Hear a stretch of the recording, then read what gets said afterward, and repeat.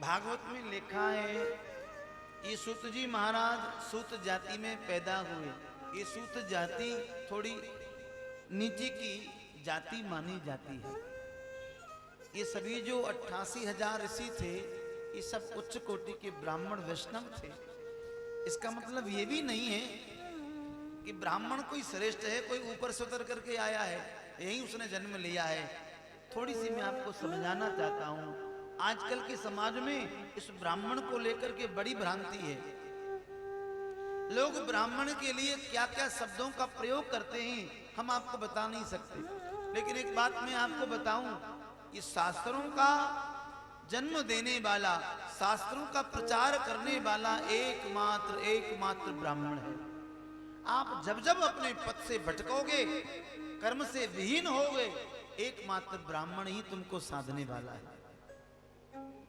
अरे भाई, तुम अथाह सागर में डूब रहे हो, तुमको उस सागर के विषय में कोई जानकारी नहीं है, ना आपको तैरना आता है, तो आपको बचाएगा कौन? वही बचा सकता है जो उसका गोताखोर होगा, जो 24 घंटे उसके बारे में उसको मालूम होगी। वही आपको बचा सकता है, बाहर निकाल सकता है।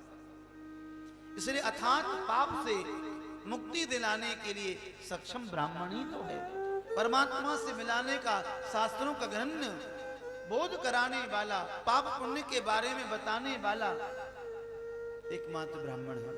दूसरी बात, भगवान ने शरीर बनाया है ना, ये भगवान ने बनाया है ना। अच्छा देखो, हमारे पैर क्यों हैं? पैर ऊपर क्यों नहीं हुए? सिर नीचे क्यों नहीं हुआ?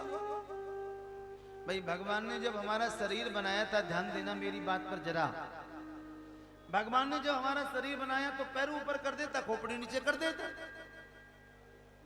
बात बन जाती। लेकिन बात नहीं बनी। भगवान ने सिर ऊपर क्यों किया? क्योंकि भगवान ने सोचा आदमी का एक हाथ कट जाए तो जिंदा रह सकता है, एक पैर कट जाए तो जिंदा रह सकता है, एक आंख फूट जाए, दांत टूट जाए, कुछ भी हो जाए, वो जिंदा रह सकता है। लेकिन व्यक्ति का यहां से उड़ा दिया जाए तो वो जिंदा, इसको सर्किट हाउस कहा जाता है। सारी चीजें यहीं से चलती हैं। इसलिए भगवान ने इतने हिस्से को ब्राह्मण का माना है। ब्राह्मणों से मुख मासी, ये जो मुख है ना, मुख, ये ब्राह्मण का स्वरूप है। ये जो भुजाएं हैं, ये क्षत्रिय का स्वरूप है। ये जो जंगाएं वैश्य का स्वरूप है,